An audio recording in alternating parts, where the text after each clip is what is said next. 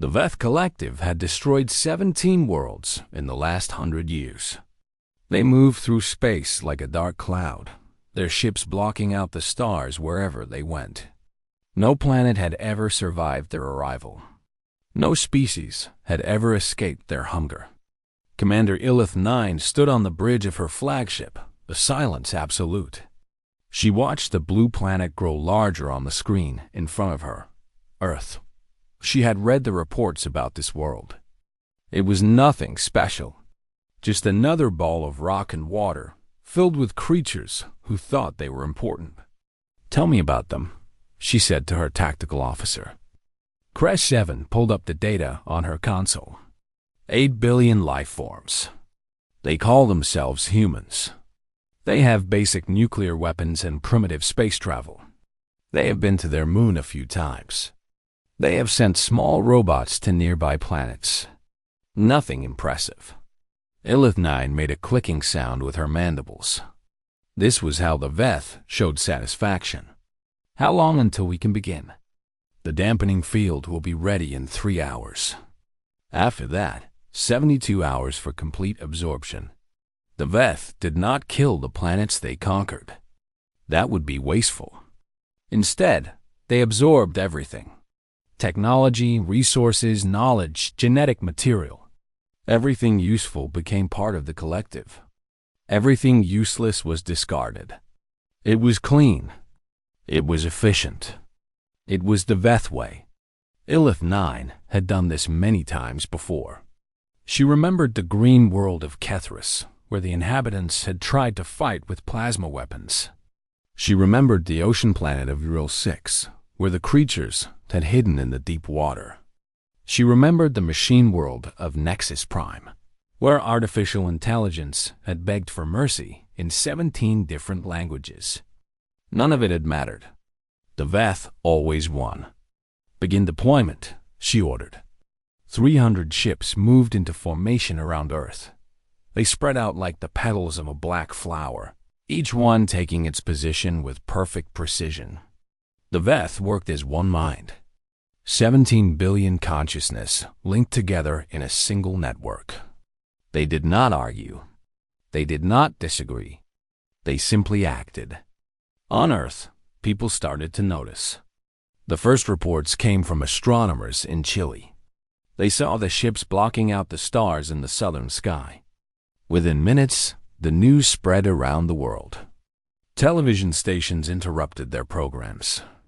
Radio hosts stopped their music. Social media exploded with fear and confusion. In New York City, millions of people poured into the streets. They looked up at the sky and saw the shapes moving overhead. Some screamed. Some cried. Some fell to their knees and prayed to gods they had forgotten about years ago. In Tokyo, the trains stopped running. People stood on the platforms, staring at their phones, watching live footage of the alien fleet. Nobody knew what to say. Nobody knew what to do. In London, the government went into emergency session.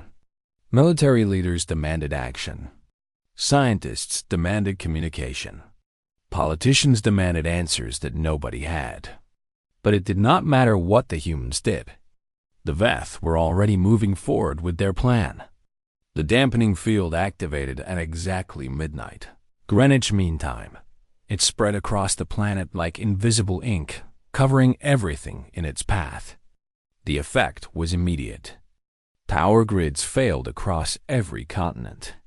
Cars stopped in the middle of highways. Planes fell from the sky. Hospitals lost their backup generators. Communication satellites went dark. In 3 minutes, human civilization was cut off from itself. Illith 9 watched the chaos on her screens. Infrared sensors showed millions of heat signatures running through the streets. Audio pickups caught the sounds of screaming, crying, and desperate prayers. She felt nothing. This was simply the first stage of the process. "Begin scanning for useful technology," she ordered. "Mark all genetic samples for collection. Prepare absorption drones for deployment at dawn." Her crew moved to obey. Everything was going according to plan. Another world would join the collective. Another species would become part of their endless expansion. But then something strange happened. Crest 7 looked up from her console with confusion on her face. "Commander, I am detecting an anomaly." "Explain." "The dampening field is experiencing localized failures. Small areas where our signal is being disrupted." Ilith 9 moved to look at the data. This was impossible. The dampening field had worked perfectly on every world they had ever conquered. It was designed to block all forms of electromagnetic communication. Nothing should be able to break through it. "What is causing this?" she demanded. Crest 7 ran more scans. Her confusion grew deeper. "I do not understand. The disruptions are being caused by pressure waves in the atmosphere." "Pressure waves?" "Sound, Commander. They are making organized sounds." On Earth, in a small apartment in Vienna, Austria, an old woman named Marta Voss was playing her cello. She was 83 years old. Her fingers were bent with arthritis. Her eyes were dim with age.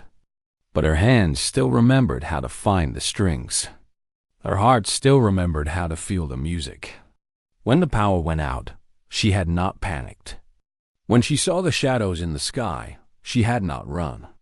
She had simply picked up her instrument and started to play. The piece was Bach's Cello Suite No. 1 in G major. She had learned it 60 years ago, when she was a young student at the Vienna Conservatory. She had played it at her wedding. She had played it at her husband's funeral. She had played it on every important day of her life. Now she played it on what might be the last day of human existence. The notes rose into the darkness. They passed through her window and into the street.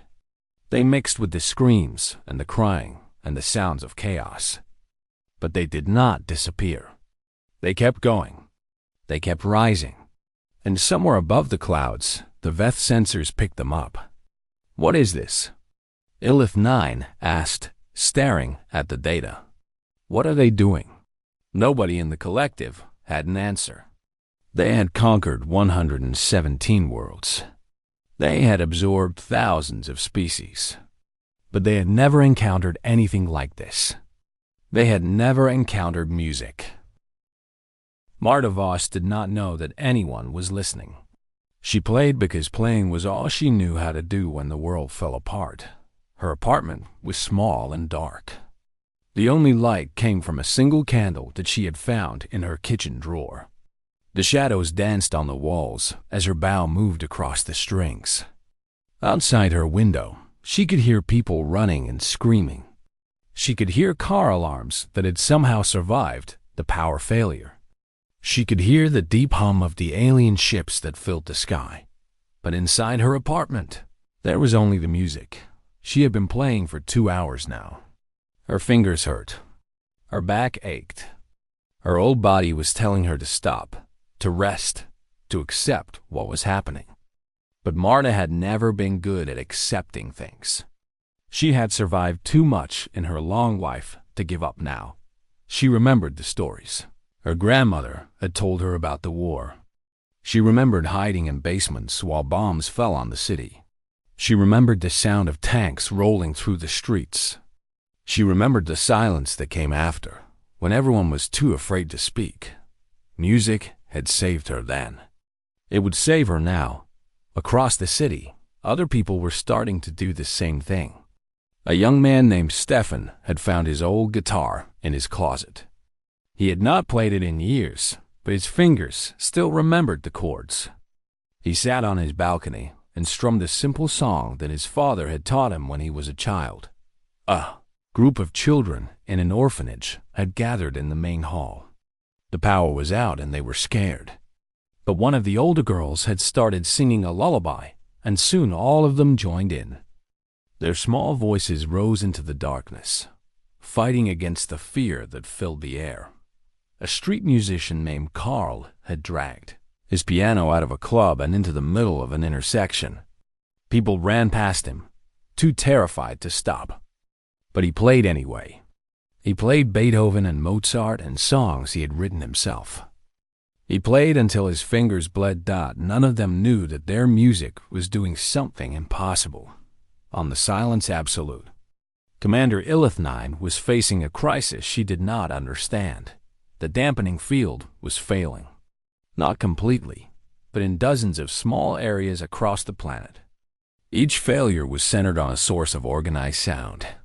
The Veth technology was designed to block electromagnetic signals. It was supposed to stop radio waves and electrical transmissions. It was not supposed to be affected by vibrations in the air, but somehow it was. "Explain this to me," Ilith9 demanded. "How is this possible?" Crest 7 had been running calculations for the past hour. "I believe I understand, Commander. The dampening field works by creating a zone of electromagnetic silence. It suppresses all organized signals within its range. But these sounds, they are not electromagnetic. They are physical. They are actual vibrations in the atmosphere." "I know what sound is," Ilith9 snapped. "What I do not understand is why it is affecting our field. The sounds are organized, Commander. They follow patterns. They have structure. Our field is designed to suppress organization. It cannot tell the difference between an organized electromagnetic signal and an organized physical signal. It is trying to suppress both, and it is failing." Ilith9 stared at the screen. On it, she could see a map of Earth with hundreds of small lights glowing across its surface.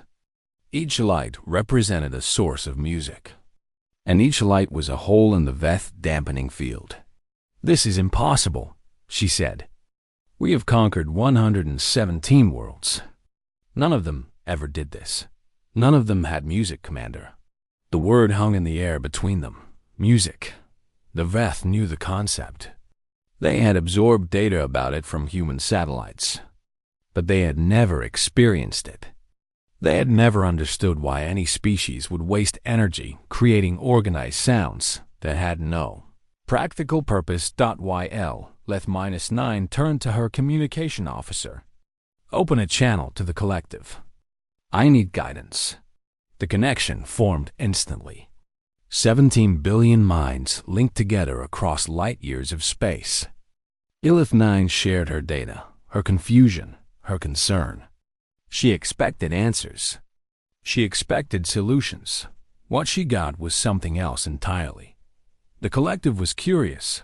Across the vast network of Veth consciousness, minds began focusing on Earth.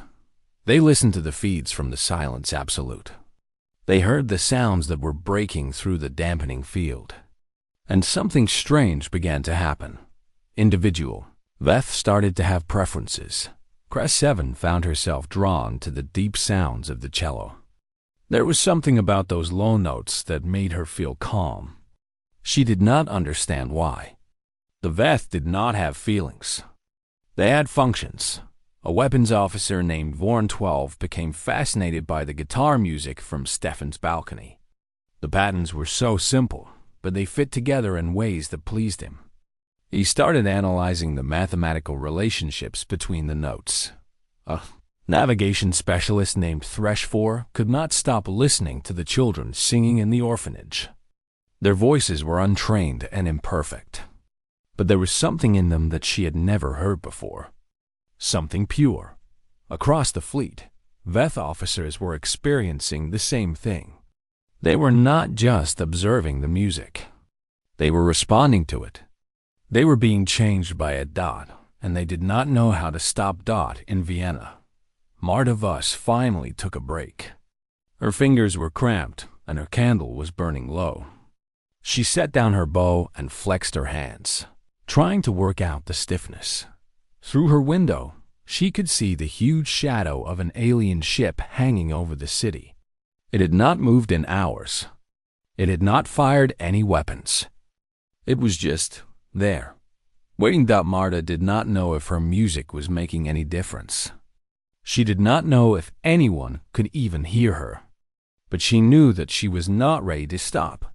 She picked up her bow again and started to play. Above her, in the cold darkness of space, Commander Ilithnine listened, and for the first time in her existence, she felt something she could not identify. It would take her many hours to find the word for it. The word was wonder. The music spread across Earth like a wave. It started in the cities. People who had instruments picked them up and played. People who could sing opened their mouths and let the notes come out. People who had no musical training at all found ways to make sounds. They banged on pots and pans. They clapped their hands. They stomped their feet on the ground. Nobody told them to do this. Nobody organized it. It just happened. When humans were afraid, they made noise. When they were together in their fear, they made noise together. And somehow, that noise became music. In Mumbai, a woman named Priya stood on her rooftop and sang a prayer that her mother had taught her. Her voice was not beautiful. She had never had any training, but she sang with everything she had, and the sound carried through the dark streets below. In New Orleans, a jazz band gathered on the steps of a church. They had no electricity for their amplifiers, so they played acoustic. Trumpets and saxophones and drums filled the air. People who had been running stopped to listen. Some of them started dancing. In Beijing, an old man sat in a park and played a traditional Chinese flute. Children gathered around him, their faces lit by the soft glow of the moon. He played songs that were thousands of years old, songs that his ancestors had played when other disasters had come. In Mexico City, a mother held her baby and sang a lullaby. The baby was crying, and so was she. But the song kept coming. It was the only thing she could offer against the darkness that filled the sky. The Veth listened to all of it. Their sensors covered every part of the planet. They heard every note, every voice, every rhythm, and they could not stop listening.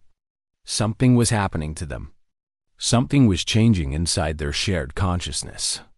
For 17,000 years, the Veth collective had been one mind. Billions of individuals linked together in perfect harmony. They thought the same thoughts. They wanted the same things. They moved as one, acted as one, existed as one. But now, for the first time, they were beginning to separate. It started small. Individual Veth began to have opinions about the music they were hearing. Crest 7 preferred the low sounds.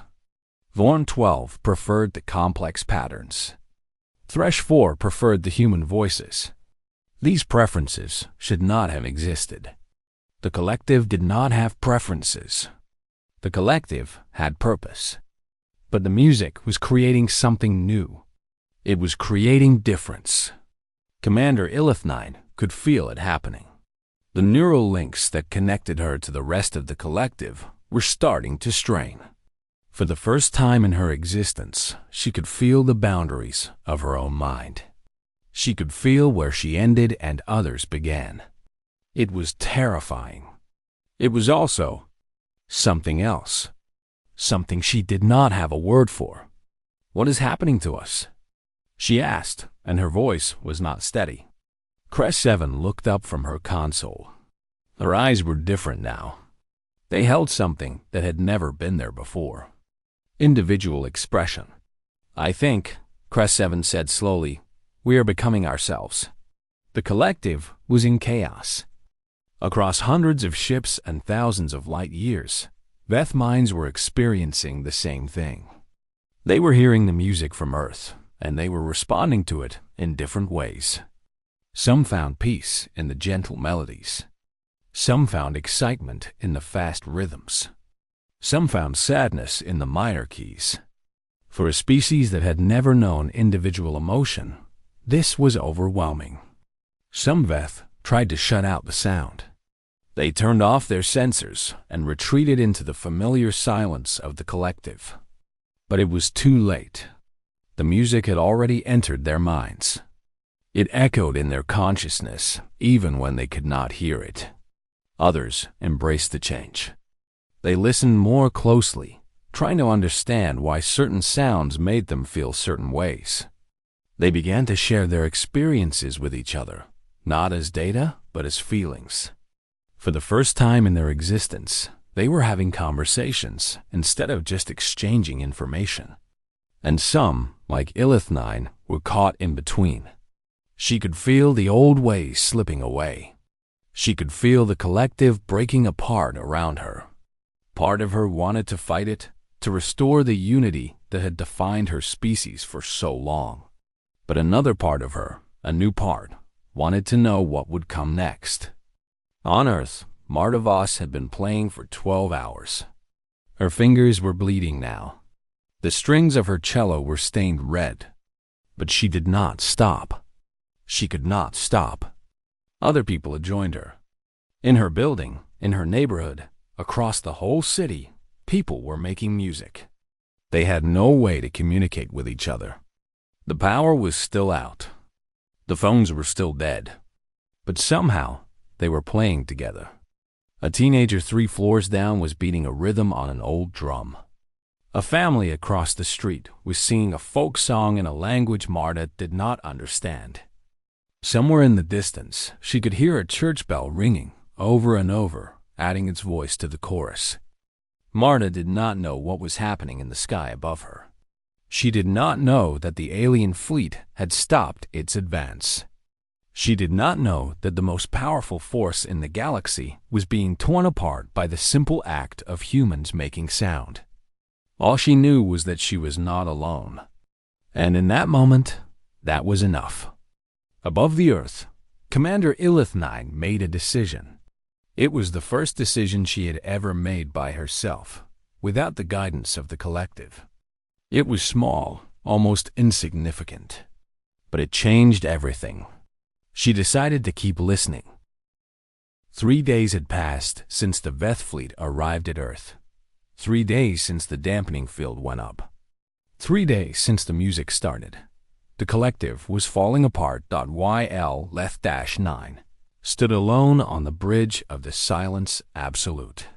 The other officers were still at their stations, but they were not working. They were listening. Their eyes were closed, their bodies still. Their minds focused on the sounds coming from the planet below. She had lost contact with the central collective 2 days ago. The neural links that connected her ship to the rest of the Veth civilization had gone silent. Not because of any technical failure, but because there was nothing left to connect to. The collective was no longer speaking with one voice. It was speaking with billions of voices, all saying different things. Commander? Crest 7's voice was soft. It was also uncertain. Crest 7 had never been uncertain about anything before. Yes? What do we do now? Ilith9 did not have an answer. For her entire existence, she had known exactly what to do. The collective told her. The mission was clear. Expand, absorb, grow. But now the collective was silent, and the mission felt empty. I do not know, she admitted. It was the first time she had ever said those words. On Earth, humanity was starting to adapt. The power was still out. The satellites were still dead. But people had found ways to survive. They gathered in parks and town squares. They shared food and water. They helped each other through the darkness. And they kept making music. The first organized.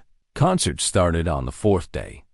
In Central Park in New York City, thousands of people gathered around a group of musicians who had brought their instruments. There was no amplification, no microphones, no electronic equipment. Just human voices and acoustic instruments and the pure sound of people playing together. The Veth sensors picked up everything. Across the fleet, individual Veth stopped whatever they were doing and listened. The music was different now. It was not just random sounds from scattered sources. It was coordinated. It was intentional. It was beautiful. Ilith9 felt something wet on her face. She reached up and touched it, liquid, coming from her eyes. I am leaking, she said, confused and alarmed. Crest 7 looked at her with an expression that was almost gentle. I think it is called crying, Commander. The humans do it when they feel strong emotions. I should not be able to cry. We do not have the biological capability. We did not have the capability before. But we are changing. It was true. The Veth were not just thinking differently. They were becoming different. Their bodies were responding to their new emotions in ways that should have been impossible. They were developing tear ducts, facial expressions, physical reactions to their feelings. The music was rewriting them from the inside out. In Vienna, Marta Voss had finally stopped playing. Not because she wanted to, but because her body had given out. She was lying in a hospital bed, surrounded by doctors who had carried her there when she collapsed on the 5th day. Her fingers were bandaged. Her arms were attached to 4 lines. Her old heart was beating weakly in her chest. But she was smiling. Did anyone hear? She asked the nurse who was checking her vital signs. The nurse, a young woman named Anna, looked confused. Hear what? The music. All the music. Did anyone hear it? Anna did not know what to say. She had heard the music, of course. Everyone had. But she did not understand why this old woman was asking. She did not understand why it mattered so much. Everyone heard it, Anna said finally. The whole world has been playing music since the aliens came. Marta's smile grew wider. Good, that is good. She closed her eyes and slept. It was the first time she had rested in almost a week. High above her, Commander Ilith-9 was facing a decision that would determine the fate of 2 species. The weapons officers had reported that the fleet was still fully operational. The absorption drones were ready. The dampening field, despite its failures, could still be strengthened. If Ilith-9 gave the order, they could proceed with the original mission. They could destroy the sources of the music.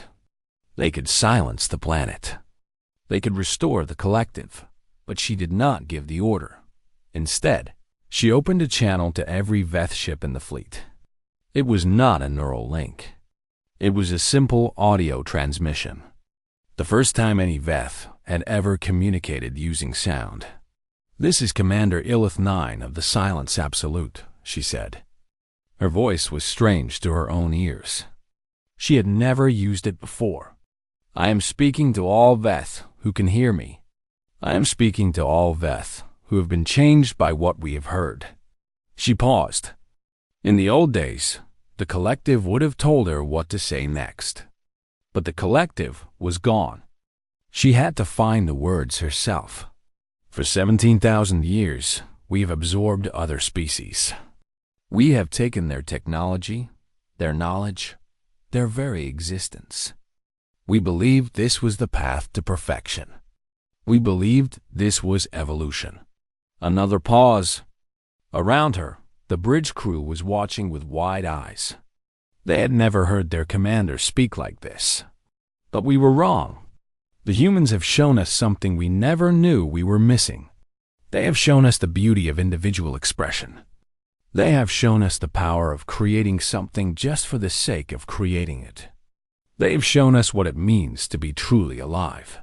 She looked at the planet on her screen. Blue and green and brown and white. A small world. An insignificant world. A world that had changed everything. I am not giving the order to attack. I am not giving any orders. For the first time, each of you must decide for yourselves what to do. That is my gift to you. That is what the humans have taught me to give. She closed the channel and waited. The response came slowly.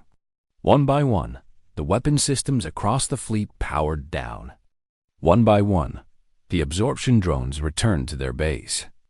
One by one, the Veth made their own choices. They chose to listen. The Veth fleet stayed in Earth's orbit for 97 days. During that time, everything changed.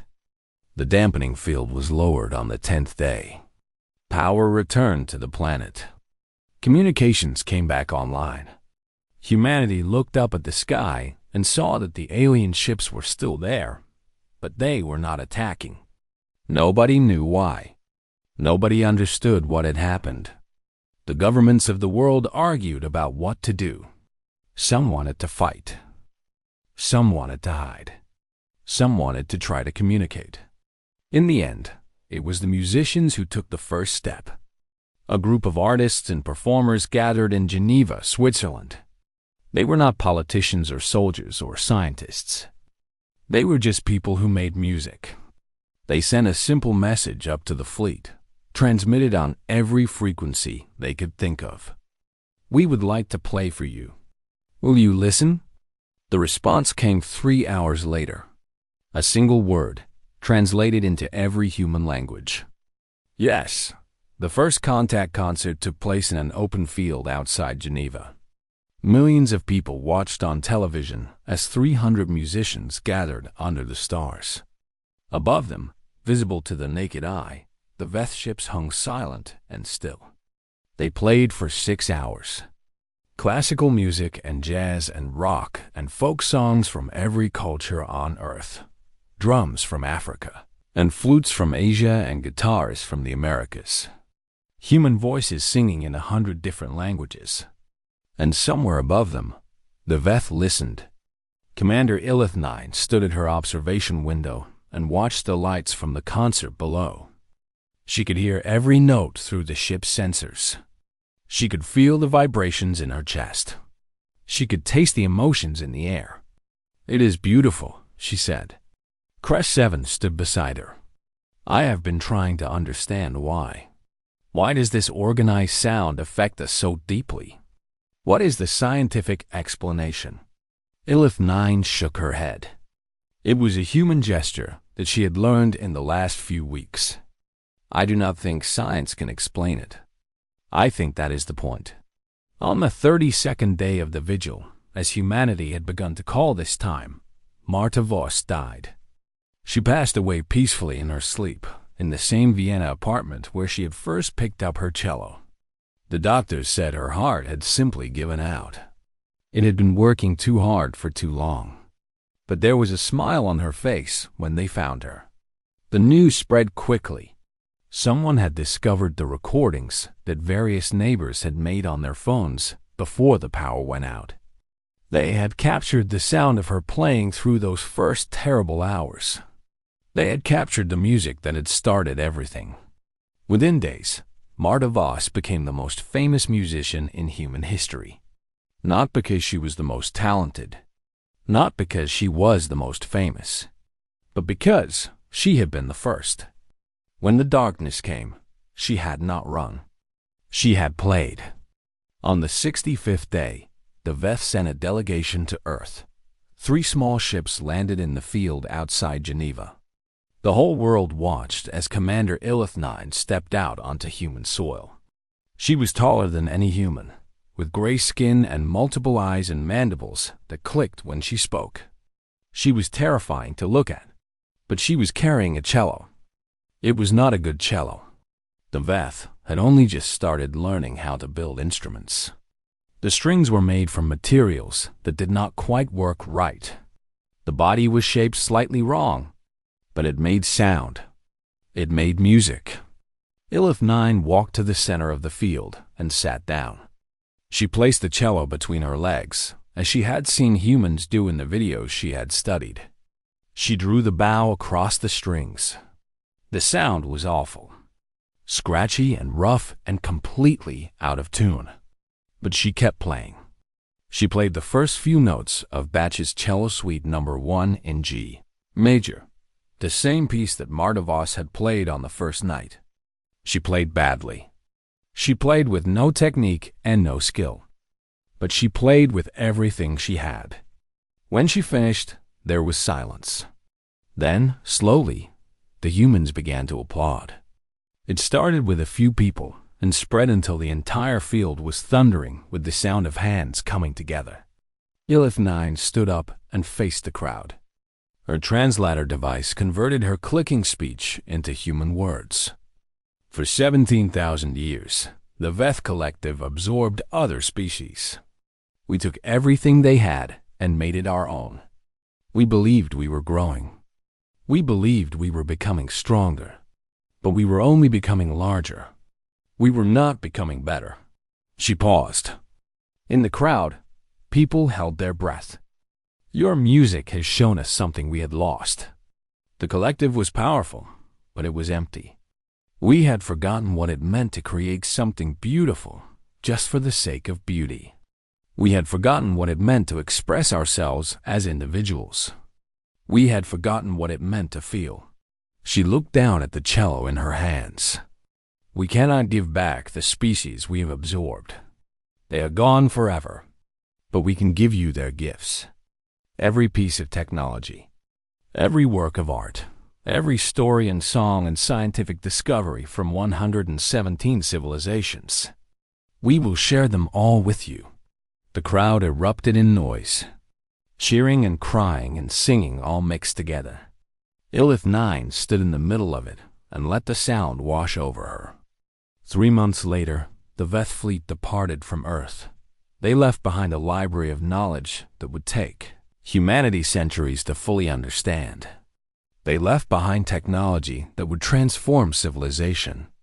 They left behind the combined heritage of over 100 worlds. And they left behind something else. A small memorial in Vienna's central cemetery, near the graves of Beethoven and Brahms and all the other great composers who had come before. The headstone was simple. It bore no image, no long inscription. Just a name, 2 dates, and a single line of sheet music. The opening notes of Bach's Cello Suite No. 1. Marta. Voss, 1942 to 2025. The first note. Humanity eventually forgot many things. About the vigil. They forgot the terror and the darkness and the fear. They forgot how close they had come to extinction. They forgot the names of politicians and generals who had argued about what to do. But they never forgot the music. And far away, traveling through the vast emptiness between stars, the Veth were learning to sing. Their voices were rough and their harmonies were imperfect. But they practiced every day, sending their music out into the cosmos. Sometimes, on quiet nights, human radio telescopes picked up the signals. Scientists would listen and smile. The Veth were getting better. The universe was learning to make music. And it had all started with one old woman and her cello, playing alone in the dark, refusing to be silent. When the darkness comes, you play anyway. That was the lesson. That was the gift. That was what it meant to be human. And now it was what it meant to be Veth too.